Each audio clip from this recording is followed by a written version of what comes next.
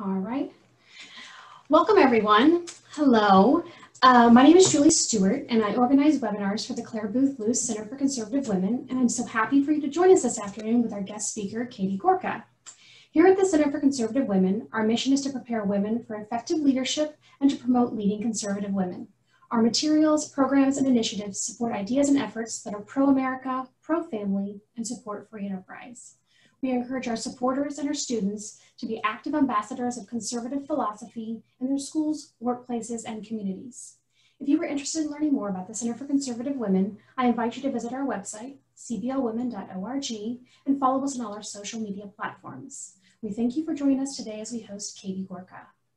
Katie is the Director for Civil Society and the American Dialogue at the Heritage Foundation. She received her Master of Science in Politics of the World Economy from the London School of Economics and Political Science. She lived in Budapest, Hungary for 12 years, where she came to understand firsthand the devastating impact of communism, and there developed a lifelong commitment to fighting for freedom and American exceptionalism. While in Hungary, she worked on a post-communist transition, including projects on rebuilding civil society, economic reform, and the legacy of the secret police. After returning to America, Ms. Gorka served as Executive Director of the Westminster Institute, a think tank addressing threats posed by extremist ideologies. She was President of Threat Knowledge Group, providing training and expertise on irregular warfare and terrorism.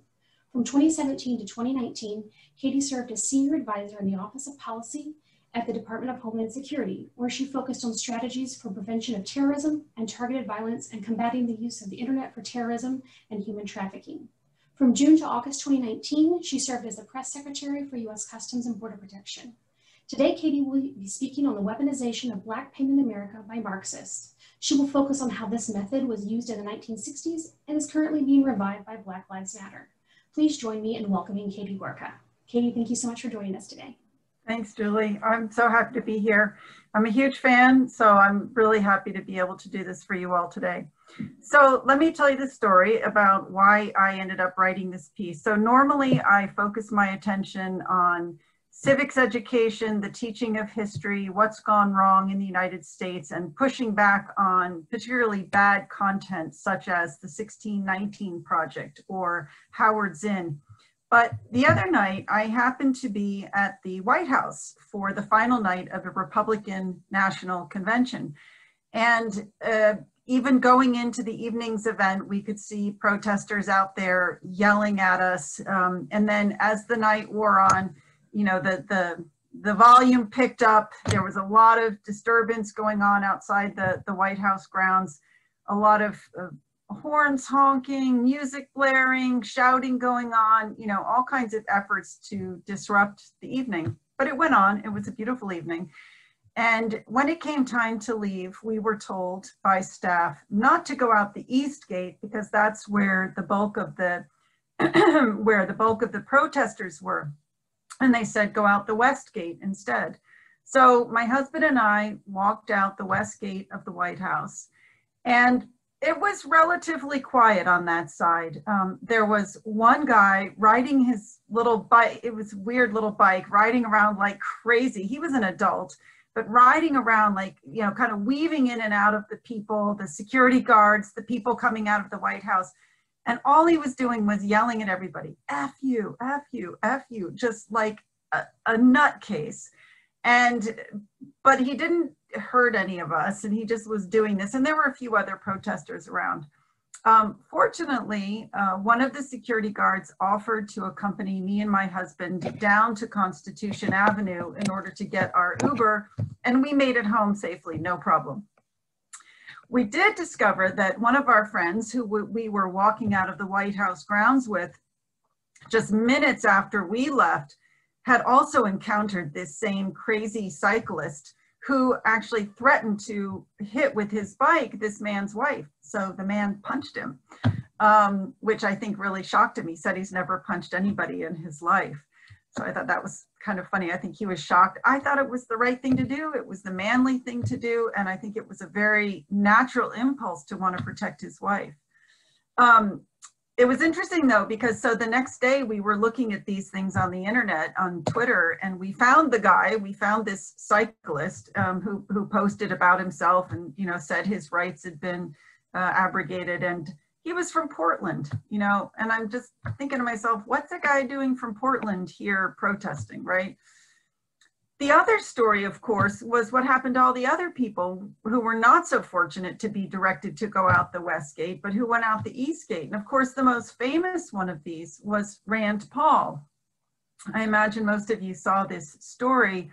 First, his wife issued a story the next morning where she said they had really feared for their lives coming out of the White House grounds. They were surrounded by protesters who discovered Rand Paul was who he was, and they kind of mobbed him and his wife.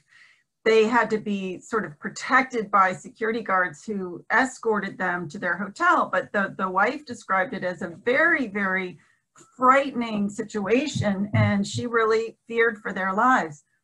What I found more interesting, though, was the second story to come out about this incident, and it was a story that Rand Paul published, where he said they thought they had made it safely back to their hotel, only to discover a few hours later, as they were sleeping or whatever, that the protesters were in the rooms around them. So they were not alone. And this really made them afraid.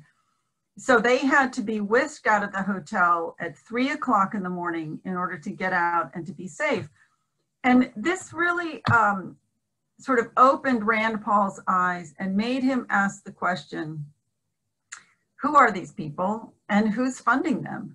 This was an expensive hotel. These are just not your run-of-the-mill protesters. What are they doing staying in an expensive hotel like this? And as I saw from the guy that we encountered, you know, they're coming from other places. So this has kicked off kind of an investigation and a series of inquiries. Subsequently, I think there have now been 50 members of Congress who've signed a letter to the Attorney General asking for an investigation. Who's behind these protests and who's paying for this? So this reminded me of something really interesting that I had read, but I never really connected it to this, but it reminded me of a book that I had read by a journalist named Eugene Methvin. Sorry, I'm getting robocalls. Okay, hazards of home webinars. So Eugene Methvin was a journalist for Reader's Digest. You're probably all way too young to remember this, but when I was a kid in the 60s, Reader's Digest was actually a really cool publication. They did great investigative journalism, and it was sort of like the most popular American publication. And Eugene Methvin was a young journalist working for Reader's Digest. And what happened in his case was this. The year was 1960. President Eisenhower was going to make a state visit to Japan. But days before his trip was scheduled to happen, his security detail said to him, "There are communist protests going on here in Tokyo. We don't think it's safe. You've got to cancel the trip." So this was the news story going all around. This was being reported. Communist protests, communist riots, the president has to cancel his trip. So the editor of the Reader's Digest, who was a really legendary man named DeWitt Wallace, he was posing to himself this question: how do we know that these were communist riots? How do we know these were communists? And if you're a communist, how do you organize a riot?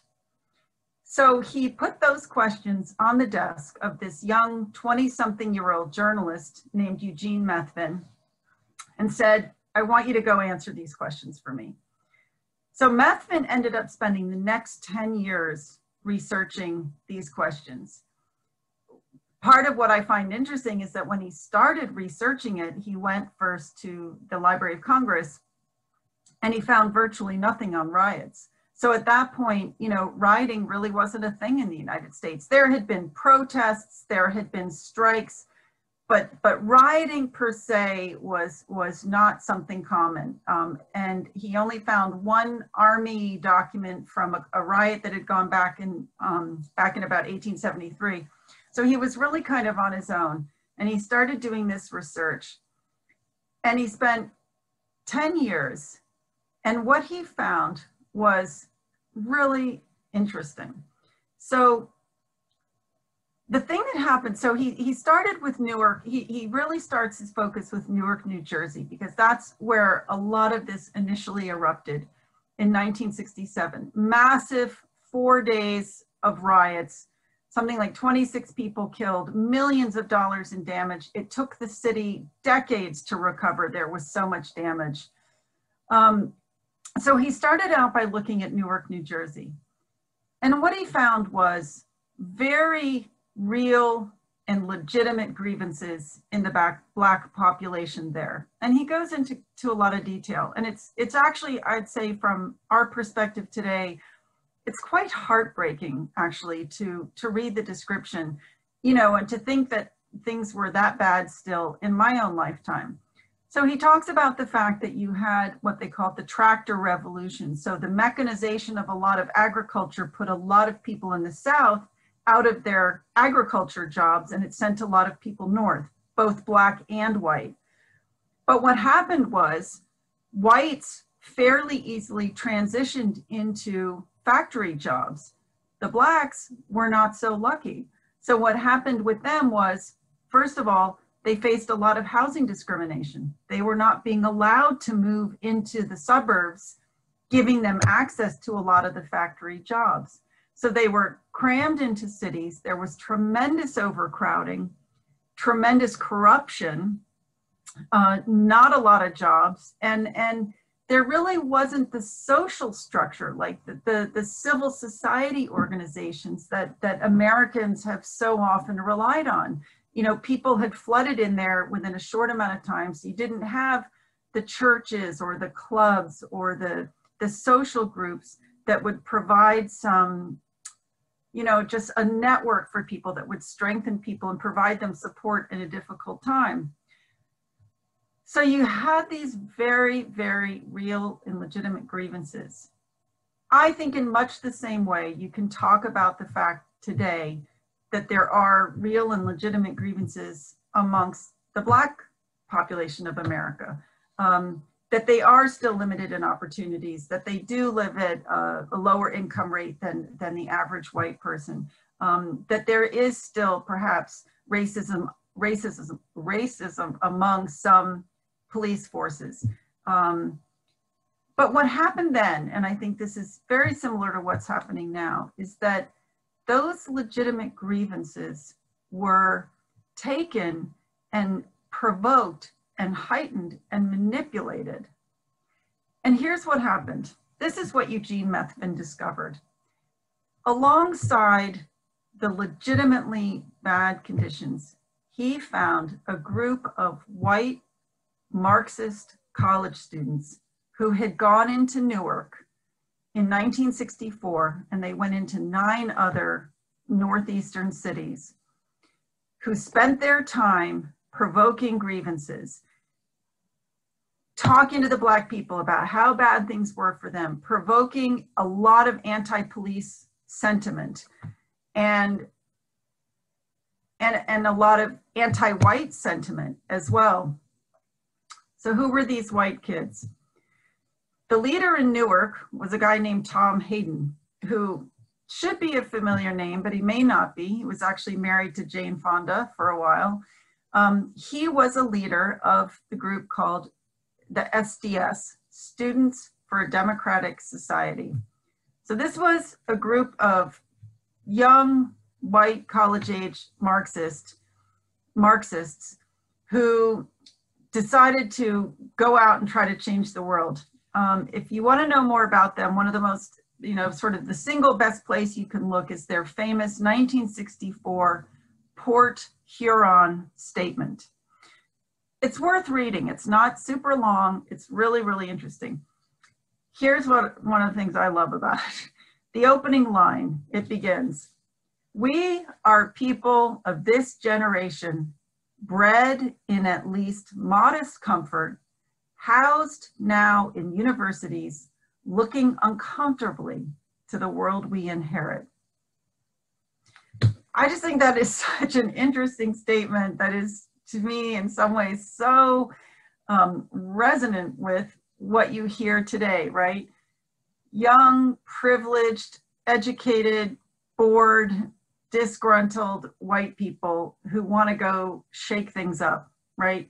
Who don't appreciate all the benefits that they've inherited as a result of their parents, their grandparents, their great-grandparents' hard work, and want to go out and change the world, essentially overthrow the world that they were raised in.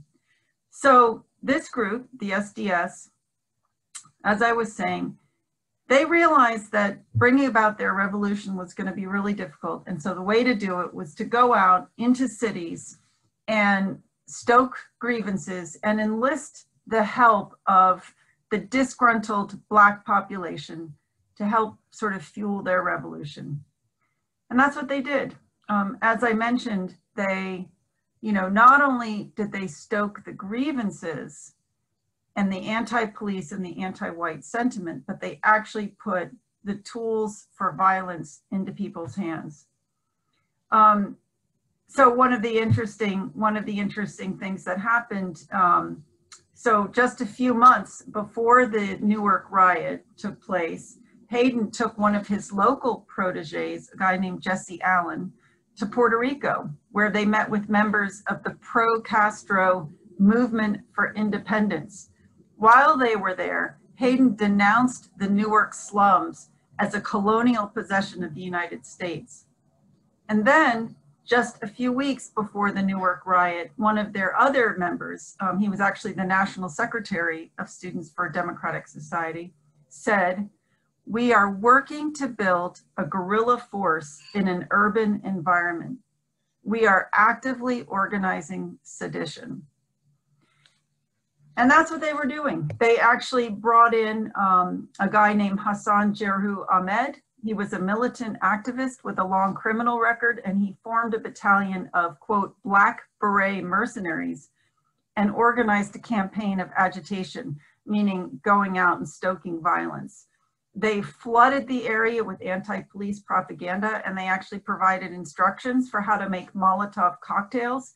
And they provided these directions: light rag and throw at some white person or white person's properties. So there you go. What actually sparked the riot was something that reminded me somewhat of the George Floyd protests and everything that's followed since then. What happened was you had a police station across the street from a big housing project, low-income housing, and the police were taking a Black man into the police station, and they were kind of dragging him, one on either side. Somebody put out the rumor that the Black man had been killed. This is what kicked off the riots, and it didn't die down for 4 days. And as I said, it then sparked riots across the United States.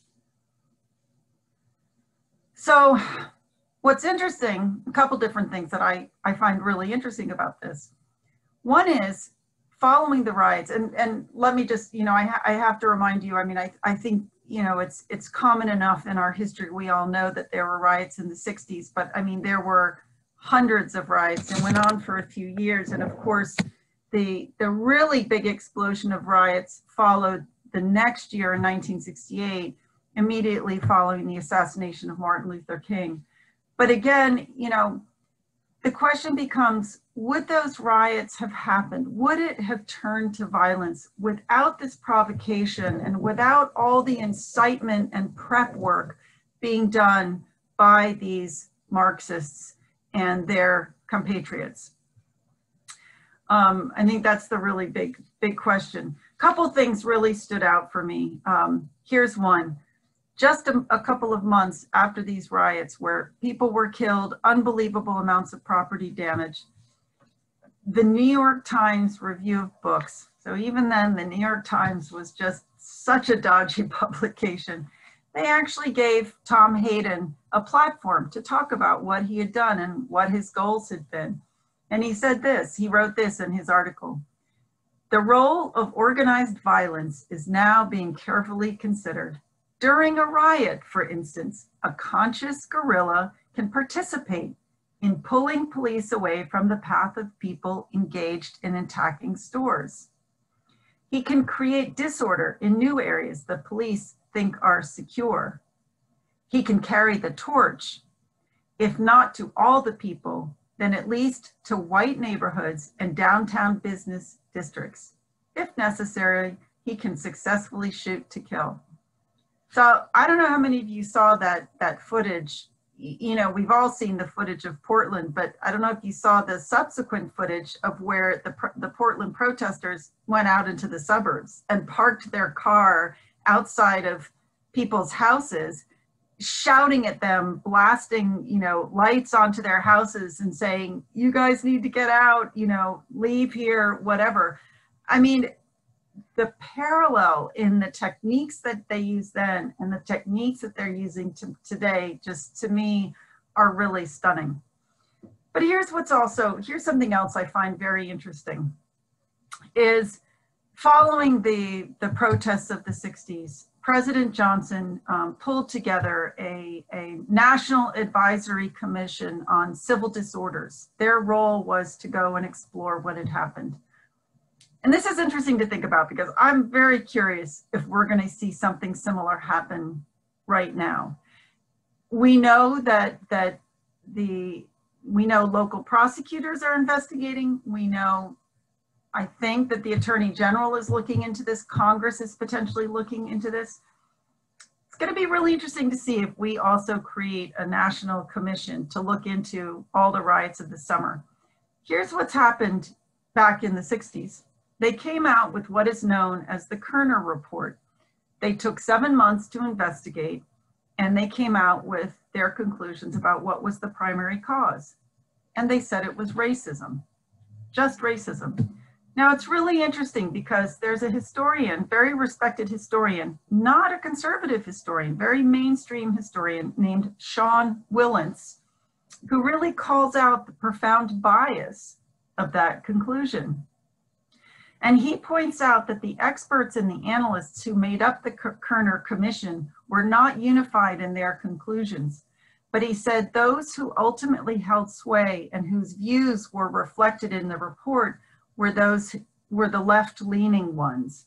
And so they came out, not only did they not at all identify any of the provocation that was going on prior to the riots, but they also said that the riots were caused by racism, and they described them as righteous political protest against racist institutions, in particular the police. So this is going to be really interesting to see where we go today in assessing what's happening, who's funding this, who's provoking it. Another point, let me just make one more point about what we've learned about the riots of the 60s. And that is this: in the years and decades that followed those riots that swept through the country and all the destruction, economists have found that the people who suffered the most as a result of the riots were, of course, the Black people living in those neighborhoods. So for up to 3 decades, Black property prices were depressed as a result of those riots. I mean, some of you know there are parts of Washington, D.C. that didn't even recover until like the last few years, right? And that's true of other cities as well. In fact, they never really fully recovered in places from those riots. The other thing that got impacted by the riots were Black incomes and Black employment. Those levels were also depressed. So I think when one looks at what's going on today and what Black Lives Matter is instigating, we have to look really hard at what is the impact going to be on the Black people that they are allegedly helping. And I'll just point to one thing, one detail in particular. Aside from the destruction, the property damage, the lives lost, the people hurt, the jobs lost, the businesses destroyed. Aside from all that, you also have to look at the protests and what they are calling for. So if you look at their websites, and I hope some of you have at least done this much research. And if you haven't, it's really worth looking at. It's very, very interesting. Go to their websites, go to the Black Lives Matter website. Right there, they say themselves, one of the things they're after is the destruction of the nuclear family. Well, if you look at other research, there's something called the success sequence. And what they have found with the success, I can't even say the word, the success sequence, is that if you wait and if you graduate from high school, wait until you're 21 before you get married and have children, and have your children married, not in a single family household. Only 2% of the Blacks who have children in those circumstances live in poverty. So what does this say? It says the nuclear family is actually one of the best possible ways out of poverty and out of difficulties and trouble. And yet it's the family that Black Lives Matter wants to destroy. I think that's something that we have to be really, really concerned about. It was funny because I actually posted that on my Facebook page, and one of my, let's just say this, somebody I know, a young person I know, posted the comment that I was imposing my idea of the family on Black people. Like, Black people don't necessarily want a nuclear family. And I'm thinking, how racist is that? Are you going to tell me Black people are so different from me that they don't want the same things that I want, that they don't benefit from the same things that benefit me? I mean, it just baffled me. But I think those are the kind of arguments that are out there and that are blinding people to the reality. So I think here's what we need to look at going forward. I think that the past has amazing insights for the present. Eugene Methman's research was just monumental. It needs to be brought into the discussion, into the debate. We need to look at the things that they did before to understand what they're doing today. But the ties to the past are even stronger than just shared techniques, right? So it's three things: shared techniques, shared ideology, and then there are actually commonalities in the people as well. So there are direct links to the past. So sharing the ideology. The three founders of Black Lives Matter have gone on record and said they are trained Marxists. And we've seen multiple statements where they talk about Marxism or advocating Marxism or what they're looking for. So we know they want to overthrow the existing system, but there are also individuals. So one of the things that happened back in the day, back in the 60s, Students for a Democratic Society eventually split, and the more militant wing broke off, the ones who really wanted to continue to advocate for violence, and they became the Weather Underground. The Weather Underground, of course, were a famous terrorist organization. They were responsible for hundreds of bombs. People easily forget this, but there was a time in this country where we saw as many as 2,000 bombs set off domestically in a year. They managed to set off bombs at the State Department, in the US Capitol, various other sites in downtown. So, you know, you can say in some ways it was worse in that regard. But at the same time, I would say what makes today worse, and this is the big point that Victor Davis Hanson makes, is the protesters, the groups like SDS or the Weather Underground were pretty isolated. I mean, at that time in the 60s, the professors in colleges were still pretty solid. Corporations didn't like it at all. Mainstream America didn't like it at all. Today, that's turned on its head, right? These guys are getting support from corporations. They're getting the support of a lot of the universities. And unfortunately, they're still getting a lot of support from mainstream Americans. You know, I was glad to see that support for Black Lives Matter has declined, what, 12% or something over the last month or two. But apparently 55% of Americans still support Black Lives Matter. That's a shocking number. I can only think it's that high because people don't understand what they really represent, what they really want, and what they stand for.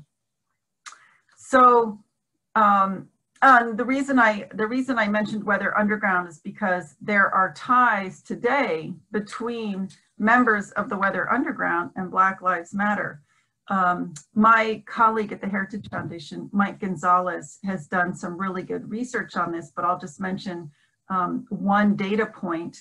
So he pointed out that one of the 3 Black Lives Matter founders, her name is Patrisse Cullors. She spent a decade working as a radical organizer at the Labor Community Strategy Center that was established and run by Eric Mann, who had been a member of the Weather Underground. So these ties are there.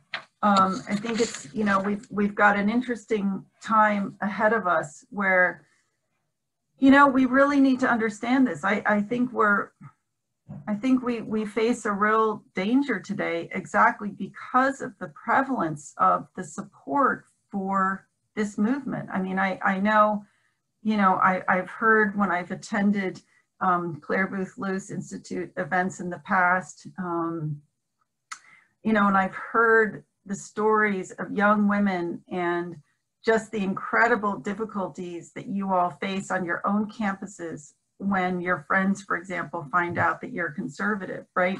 So we all know the way the left has kind of taken over a lot of our universities, a lot of our corporations, and even a lot of Americans. I mean, the very fact that the Democratic Party has become so socialist and far left leaning and yet still has such widespread support is, I find, really alarming and shocking.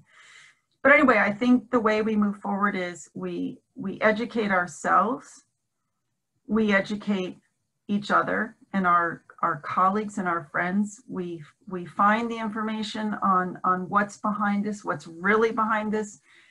And I think what's equally important is we look for ways to support organizations that actually are doing things to help Blacks or poor whites or people who are less privileged, because those people are out there.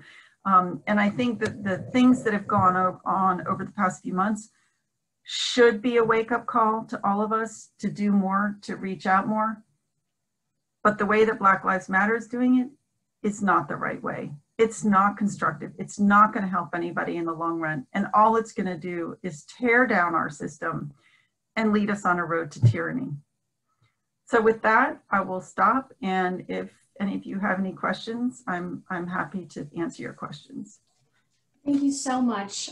Very informative, quite a bit sad, but thank you for coming in and discussing this. I'm getting a few questions actually about the general idea of how can you advise young female college students, or maybe any college student, of how to have a dialogue and a conversation. If somebody finds out that you're conservative and you're not supportive of Black Lives Matter, sometimes you're just automatically labeled a racist without any other discussion.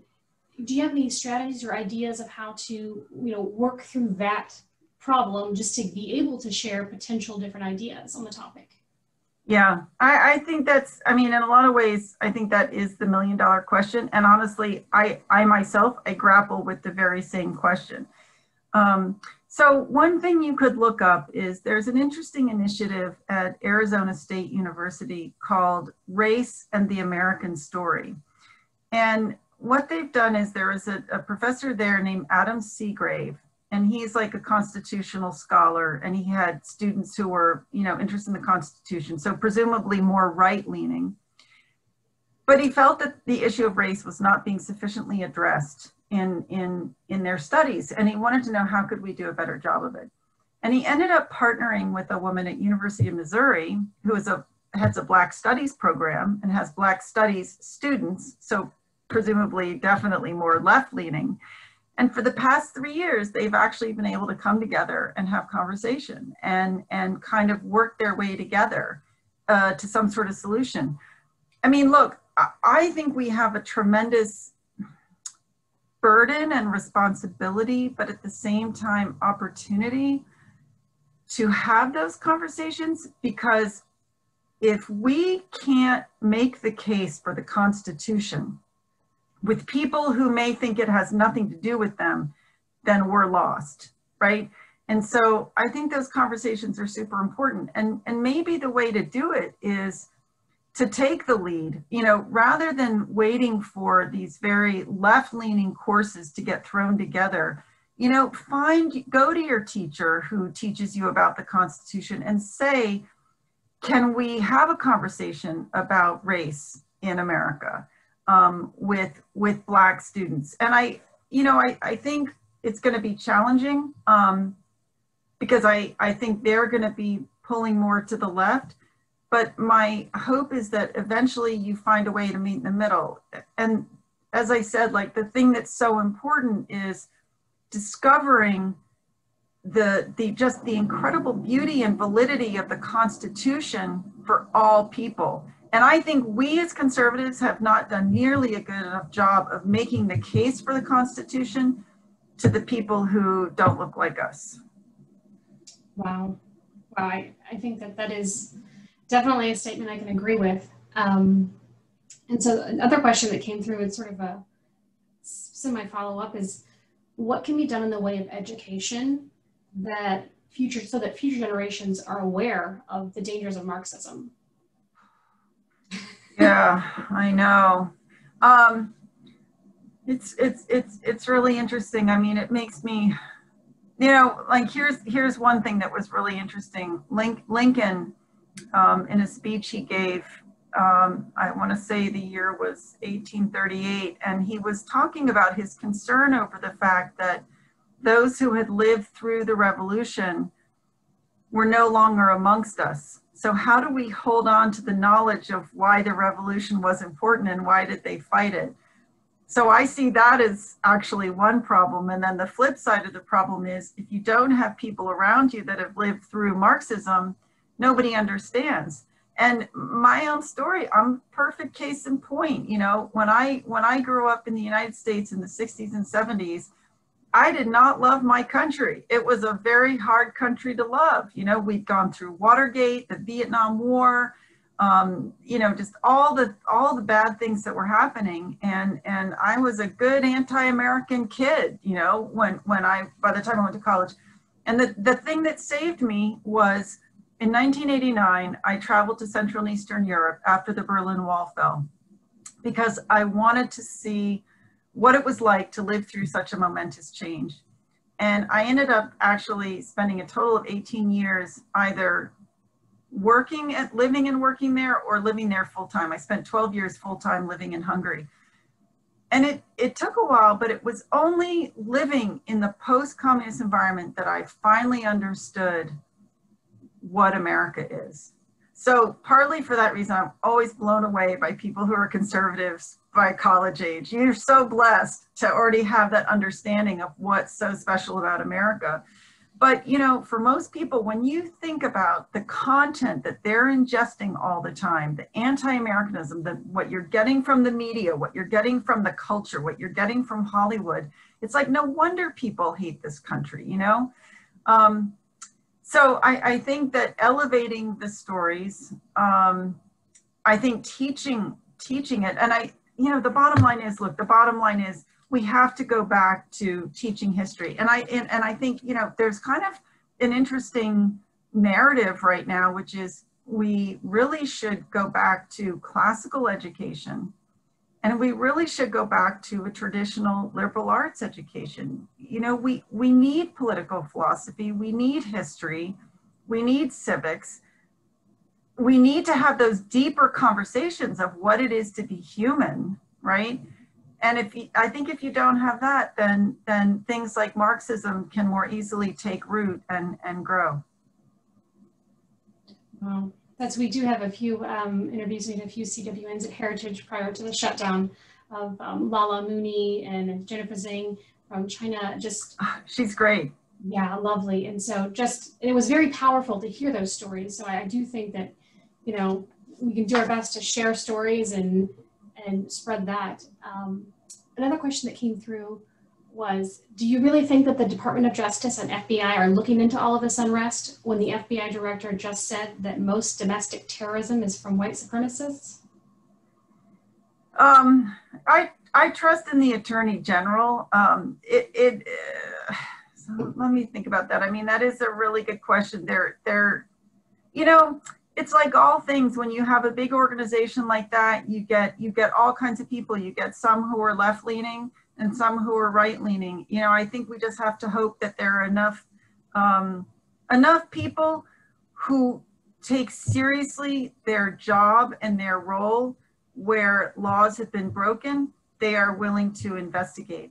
But that's why I'm saying I don't think criminal investigations are themselves going to be sufficient, because the other problem with criminal investigations, the bar has to be very high to bring a case against somebody, right? You've got to have a lot of evidence and you've got to have confidence that you're going to win your case. So I think we're only going to see maximum a handful of cases coming through the criminal justice system. There's a lot more that you can find. You know, it doesn't all have to go through the justice system, is what I'm saying. That's one part of it. But there's a big, big role to be played for citizen journalists, like the incredible work being done by Chris Rufo and Andy Ngo.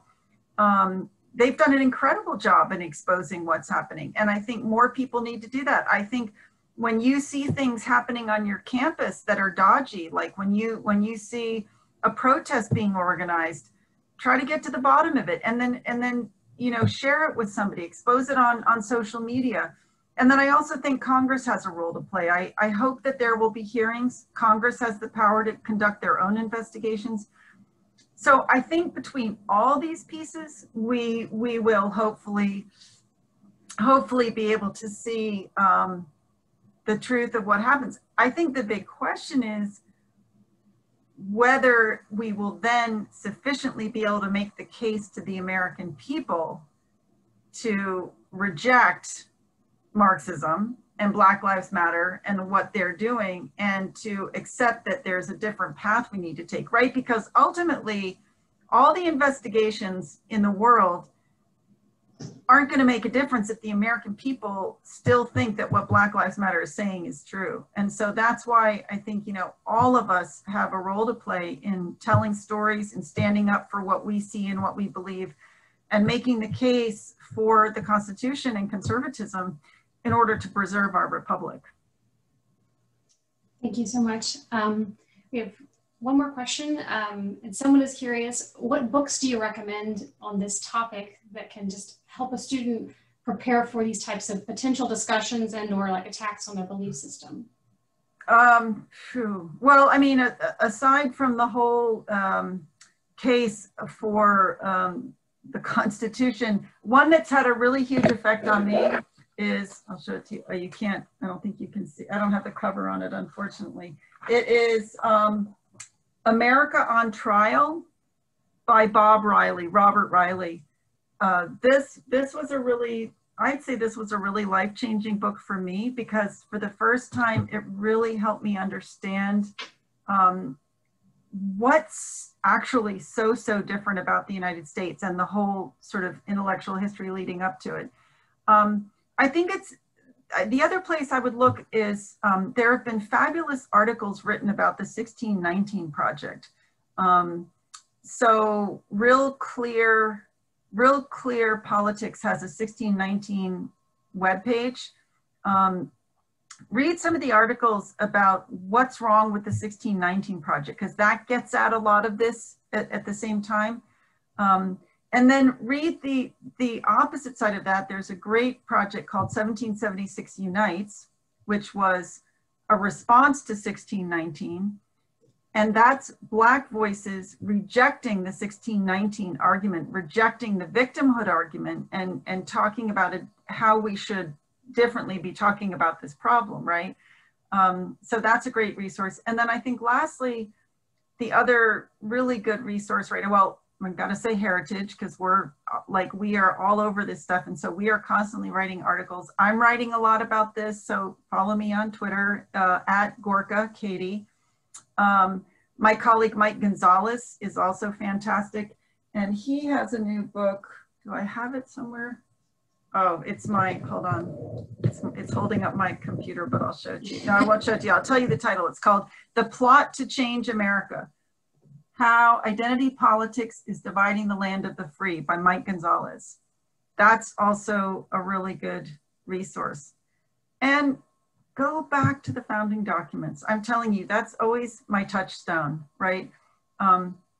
Go back, and it's like Lincoln especially. I don't know, Lincoln just, I feel like I've sort of discovered Lincoln for the first time in my life, and I've been reading some of his speeches. Go back and read Lincoln. There's a beautiful short book by Lucas Morel called Lincoln and the American Founding. That's a really nice starting place. Sorry, I'm going to tell you every book in my library if you don't stop me. Well, we appreciate it, and we thank you for sharing. It's definitely just a very big, volatile topic to even discuss, much less, hopefully, you don't have to encounter that, as you were able to evade that problem mostly, which we're very thankful for. But yeah, it's just been a very interesting to talk. We really thank you for coming and sharing with us. And we hope that our students, and we know that it will encourage our students to dig in and research and hopefully engage others and start working for the conservative values that we all hold dear and the Constitution that we all want to promote and keep America. Great. Well, thanks for having me. I really appreciate it. Love what you all are doing. You guys keep doing what you're doing too. It's so important. Thank you so much. And if anybody watching would like to learn more about the Center for Conservative Women, again, just go to our website, cblwomen.org, and follow us on our social media platforms under the CBL Women handle. And we would be happy to engage with you if you have any questions about the organization. So thank you so much, Katie. We really appreciate you today. Have a lovely afternoon. Okay, you too. Bye.